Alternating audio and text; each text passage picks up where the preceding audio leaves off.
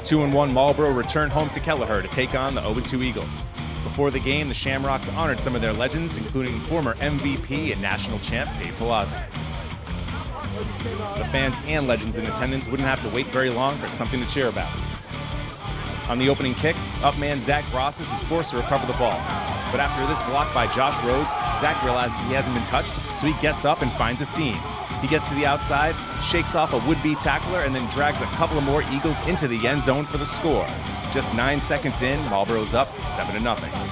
After the Shamrocks D forced a 3-and-out, backup quarterback Corey Spencer came in for his first action of the season, taking over for the injured Blake Rice. And I'm sure this is what he had in mind.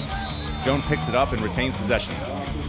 But after that, Spencer would bounce back. He completed his next 3 passes, including this one to Jones, and he takes it 18 yards for the touchdown to put the home team up 14-0. Marlborough stuck with the short passing attack, and when you have someone who's as good after the catch as Graham Asom, it's easy to see why. On the Shams' next possession, Asom gets it on the screen, makes a man miss, and he is gone. Spencer to Asom, 30 yards to put the Shamrocks up 21-0. Mill City had a difficult time moving the ball most of the day, but a couple of dropped interceptions and penalties against the Shamrocks D gave the Eagles extra chances. And quarterback Johnny Granfield extends the play here and spots a wide open Allen Hamilton to make it a 21-6 game. Then on Marlborough's next drive, Spencer looks to get the ball to Ankle, but Bo Hawkins gets a hand on it and the big man Chop Stewart picks it off. He looks like he may have a chance to return it, but Spencer gets back into the play and brings the big man down. Mill City couldn't capitalize and would be forced to punt. On the return, Lamar Edmonds, who scored in each of his last 2 games, fields it at the 14 and starts to make his way towards the sideline. But then he cuts back all the way across the field, and would you believe it? He's going to take it 86 yards to the house. Edmonds is gassed. He's going to need a second to catch his breath. With that, the Shamrocks take a commanding 28-6 lead at the half. Let's move ahead to the 4th with the same score. Mill City, despite everything, continued to hang around. Here, Granfield makes another play outside the pocket. This time he finds David Hamilton, and the Eagles are down just 2 scores at 28-13. But Marlborough would close the door on any more thoughts of a comeback. First, it's Spencer to Kayvon Lewis for an 11-yard touchdown, and to cap off the day, Spencer finds Asom for his 6th catch, and he blows past the D for his 2nd touchdown of the game. The Shamrocks improved to 3-1 in league play, defeating the Eagles 42-13. We're here post-game with Shamrock jack-of-all-trades, Zach Grosses. Talk to me about first that opening kickoff return for a touchdown. So I'm the up man, and it was a little short, so it kind of took a slow bounce, so I just jumped on it and kind of just hopped up and. I don't really realize after playing college football you can get up and run, but it just felt live, and I just kept going. Couple big blocks, and I was pretty gassed. I'm just glad I made it in. So. Now you guys, as far as on the offense is concerned, you, Kamani, and Brett, yeah, you guys are just an incredible 3-headed monster at the running back position. Talk to me about you guys. Well, that's exactly what it is. It's a 3-headed monster. I mean, we've all done it at the collegiate level. We're all confident guys. We all trust our teammates.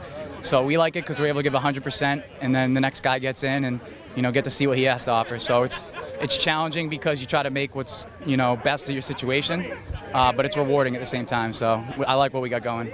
Now, the game overall wasn't a perfect one for all of you guys. He's got the belt. But the performance on the defensive end maybe wasn't the best that you guys have had this season. You guys gave up a 2nd touchdown for the first time. You guys had a bunch of penalties. What are you guys going to have to clean up as far as your games going forward? Just knowing the fundamentals, being smart. I think we had a couple offsides, just watching the ball, things like that, playing situationally.